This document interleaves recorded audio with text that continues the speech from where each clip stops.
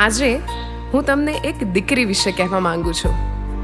દીકરી એટલે મારી સૂચિ, માતાની મિત્ર છે દીકરી, પિતાનો પ્રેમ છે દીકરી, ભાઈની બેની લાડકી આ દીકરી, દાદા અને દાદીનો વહાલ છે આ દીકરી, સંબંધની સરિતા છે આ દીકરી, પ્રેમનો પ્રવાહ છે દીકરી, કુટુંબનો કિલકાર છે દીકરી,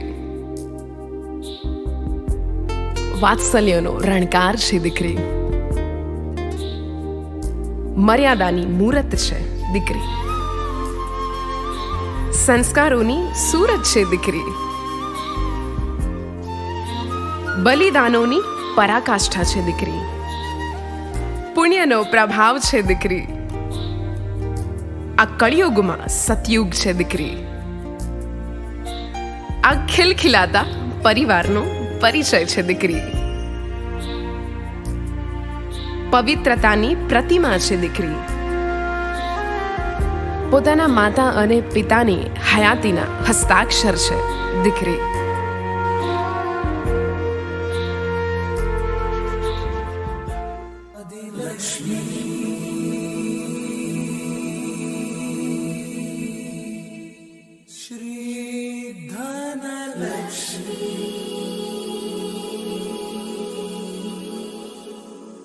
એક દીકરી માટે તેના પિયરથી એનું સાસરું ફક્ત 7 વચન દૂર છે. એટલે કે જ્યાં એ પોતાના માતા પિતાનું અભિમાન હતી, ત્યાંથી એ હવે જે પરિવારમાં જઈ રહી છે ત્યાંનું માન બનવા જઈ રહી છે. તો આવો, આ 7 વચન વર અને કન્યા એક સાથે લેશે આ 7 પગથિયા દ્વારા. વર અને કન્યા પહેલા પગથિયામાં એટલે કે પહેલા વચનમાં કહે છે કે જો તેના પતિ કોઈ તીર્થયાત્રામાં જશે તો તેને સાથે લઈ જશે, કોઈ વ્રત ઉપવાસ કે પુણ્ય કાર્ય કરશે તો પણ તેમાં તેની પત્નીને ભાગીદાર બનાવશે. અને આ જ સાથે કન્યા પહેલું પગથિયું નીચે ઉતરશે.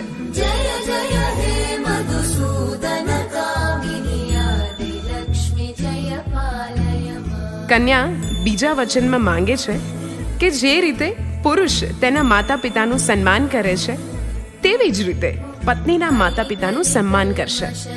આ વચનથી સ્પષ્ટ થાય છે કે લગ્ન બાદ વર અને કન્યા બંને એકબીજાના માતા પિતાને પોતાના ગણી સ્વીકારશે.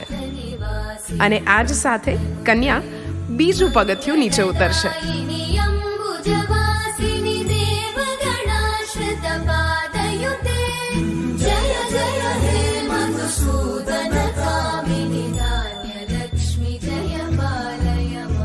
ત્રીજા વચનમાં યુવતી વર પાસેથી વચન માંગે છે કે જીવનની દરેક અવસ્થામાં દરેક વચનનું પાલન કરશે. અને આ જ સાથે કન્યા ત્રીજું પગથિયું નીચે ઉતરશે.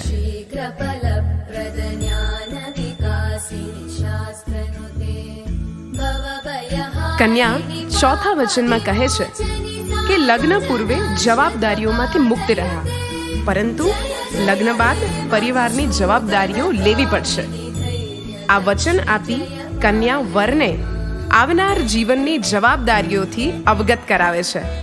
અને આ જ સાથે કન્યા ચોથું પગથિયું નીચે ઉતરશે.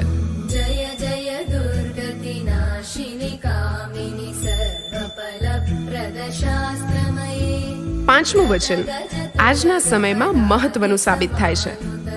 આ વચનમાં વર પાસેથી કન્યા વચન માંગે છે કે તે ઘરના કાર્યોમાં, ખર્ચામાં કે અન્ય વ્યવહારોમાં તેને પણ સહભાગીદાર બનાવશે. આ વચન લઈ પતિની ગૃહસ્થી પર અધિકાર માંગે છે. અને આ જ સાથે કન્યા પાંચમું પગથિયું નીચે ઉતરશે.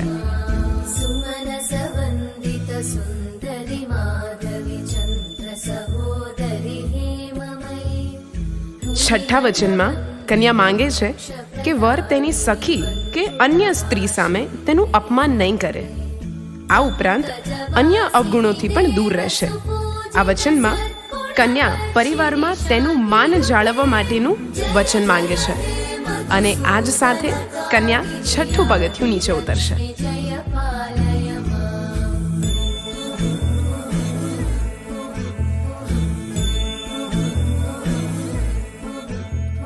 સાતમા વચન તરીકે કન્યા માંગે છે કે તેનો પતિ પર સ્ત્રીથી દૂર રહેશે અને પતિ પત્ની વચ્ચે અન્ય વ્યક્તિનો પ્રવેશ નહીં થાય. આ વચન વડે સ્ત્રી પોતાના ભવિષ્યને સુરક્ષિત રાખવાનું વચન માંગે છે. અને આ જ સાથે કન્યા સાતમું પગથિયું નીચે ઉતરશે.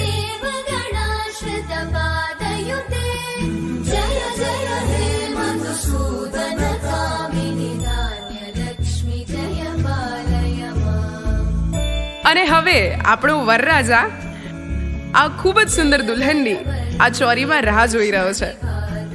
તો તમામ પરિવારને હું વિનંતી કરીશ કે આપણે સૌ આ વર અને કન્યાને જોરદાર તાળીઓના ગડગડાટથી વધાવી લઈએ અને સ્વાગત કરીએ વર અને કન્યાનું. અને કન્યાને આપણે ચોરી તરફ આગળ મોકલીશું.